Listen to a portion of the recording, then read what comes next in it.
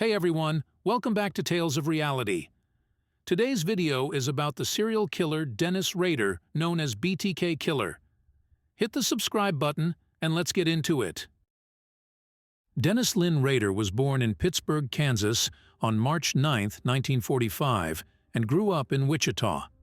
He had a seemingly normal childhood, despite allegedly engaging in disturbing behavior such as hanging stray animals. In the mid-1960s, Rader dropped out of college and joined the United States Air Force. He returned to Wichita and spent about a year working for an outdoor supply company. In 1974, he began a lengthy career with ADT Security Services. He married Paula Dietz in 1971, and the couple had two children, Brian and Carrie.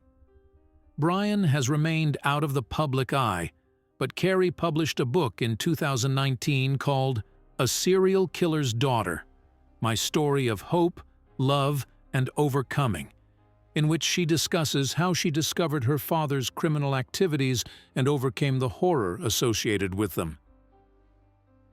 On January 15, 1974, Rader strangled his first victims, 4 members of the Otero family, to death in their Wichita home, Joseph and Julie, as well as 2 of their children, Josephine and Joseph Jr.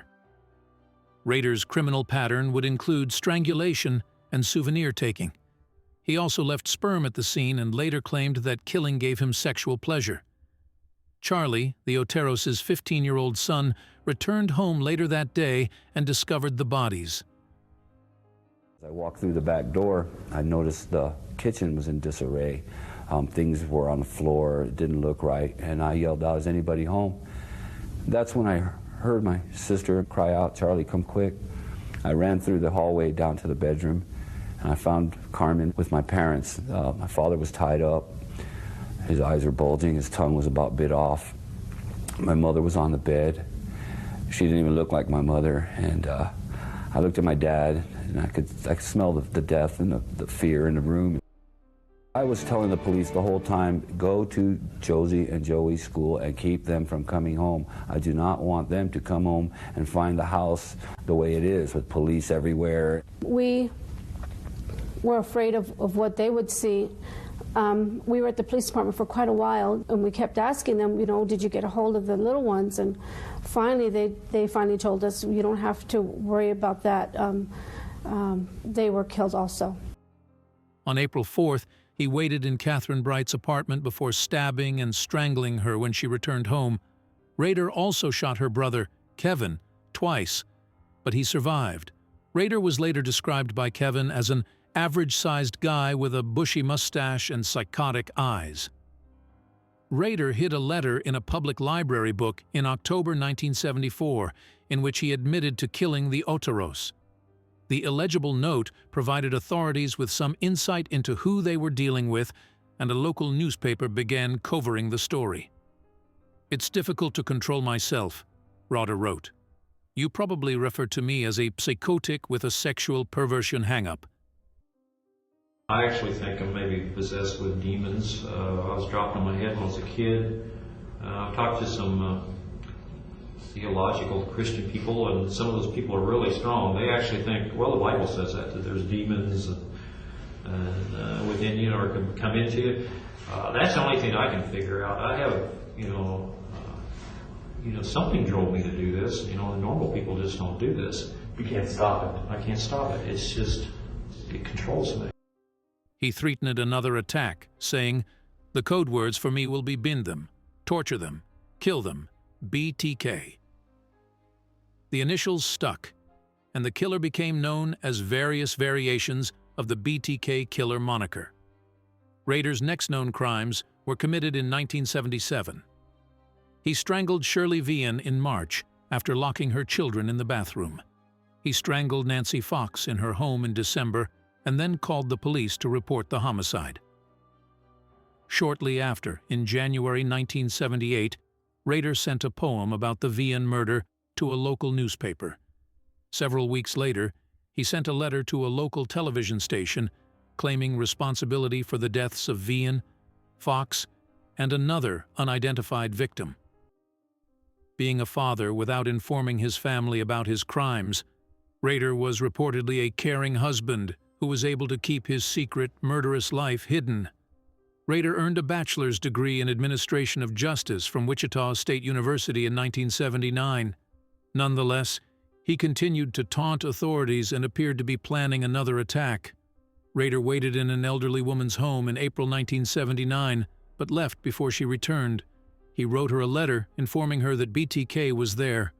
Authorities released a 1977 recording of his phone call to police in the hopes that someone would recognize the voice. Rader murdered his neighbor Maureen Hedge on April 27, 1985, after going several years without committing a crime.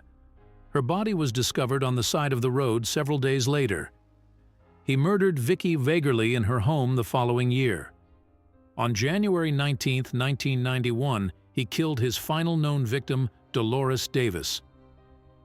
BTK faded from view over the next few years as Rader prioritized work and family life. He had left ADT in the late 1980s and began working as a compliance supervisor for the Wichita suburb of Park City in 1991. Rader was known as a rule follower in his new role. He measured the height of people's lawns and chased stray animals while carrying a tranquilizer gun. According to reports, Rader enjoyed wielding his limited authority over his neighbors and other members of the community. He was also a Boy Scout troop leader and the president of his church council. Do you pray? Yes, I do. Study the Bible daily, and that helps not only just for spiritual, but a lot of it's good meanings and good concepts, things that you can use in life. BTK reappeared in 2004, with many news stories commemorating the 30th anniversary of the Otero murders. Rader sent several letters to local media outlets and authorities containing items related to his crimes, such as photographs, a word puzzle, and an outline for the BTK story. He also left clues in packages, including a computer disk that led authorities to Rader's church. Investigators also discovered his Jeep on security tapes from some of the package drop-off locations, and they solidified their case by obtaining a DNA sample from Rader's daughter. On February 25, 2005, Rader was arrested and charged with 10 counts of first-degree murder. His neighbors and fellow church members were shocked by the news, unable to believe that the man they knew was the serial killer who had terrorized the neighborhood for so long. On June 27, 2005, Rader pleaded guilty to all charges.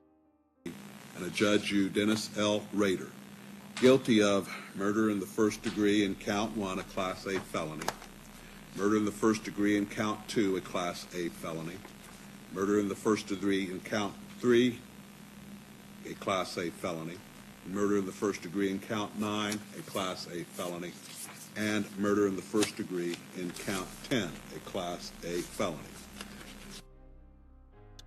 As part of his plea, he described his crimes in detail in court. Many observers noted that he described the heinous events without remorse or emotion. Rader was sent to El Dorado Correctional Facility to serve his 10 life sentences because he committed his crimes before the state reinstated the death penalty in 1994. If you found this video intriguing, give it a thumbs up, share, and subscribe for more content. Comment below with the true crime case you'd like us to cover next. Stay safe, and until next time.